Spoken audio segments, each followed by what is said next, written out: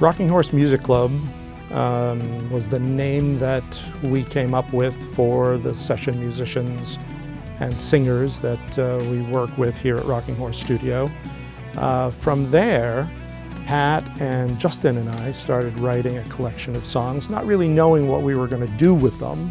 We recorded them with Myron Kibbee and Eric Wagley and various special guests, and we were ready to put out a record. And we thought logically that the name we would use is Rocking Horse Music Club. The first time that we brought the band together, it was to perform originals, under the name the Rocking Horse Music Club. We took that one on the road, so it was basically taking the session band and turning them into the road band. My role in Rocking Horse Music Club is mostly as lead singer, and then I also, along with Brian Coombes and Pat Gochez, wrote our previous collection of songs.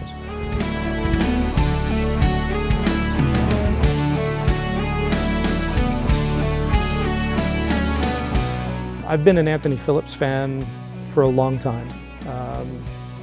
As a Genesis fan, I was always aware of Anthony Phillips's music, but in the early 1980s, late 1970s, it was difficult to find his music. So in my mind, his music kind of grew to legendary status even before I had heard it.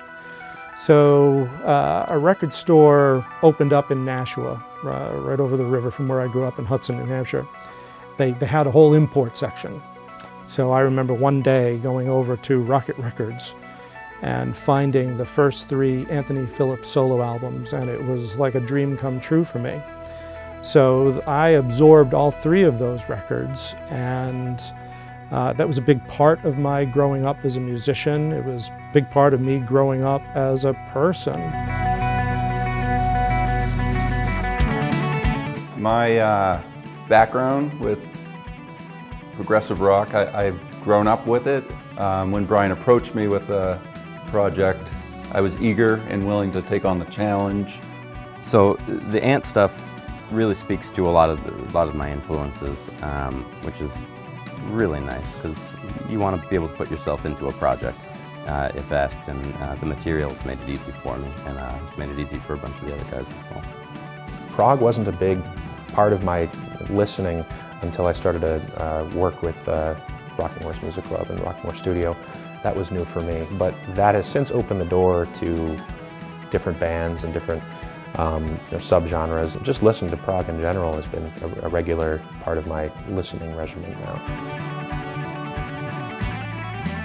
I'm very excited about the project, but I don't think I would have gone forward with it without getting Ant's blessing himself. I met with him in January, and we had a long talk, and we talked about the material and the ideas for the show.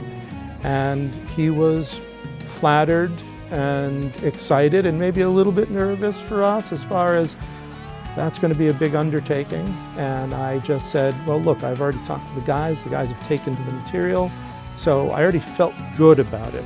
And Ant gave his blessing, and like I say, I wouldn't have done it without that.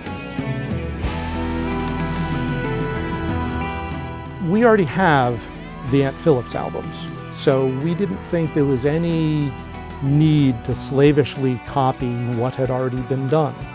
So I think once the basics were down, once the chord progressions were down and the bass and the drums were down, we felt a little bit freer to try different things, vocal arrangements and modernizing keyboard sounds and modernizing guitar techniques. And we've got 2 great guitar players, 2 lead guitarists at our disposal, and Pat playing some guitar, and Pat playing all the piano. And so we had a lot of weapons at our disposal. So I didn't feel like we needed to copy everything. I think that'll change once we take it out on the road, because I think at that point, to some degree, the audience is going to want to hear what they're familiar with, and that's material from particularly the first 3 Ant Phillips solo records.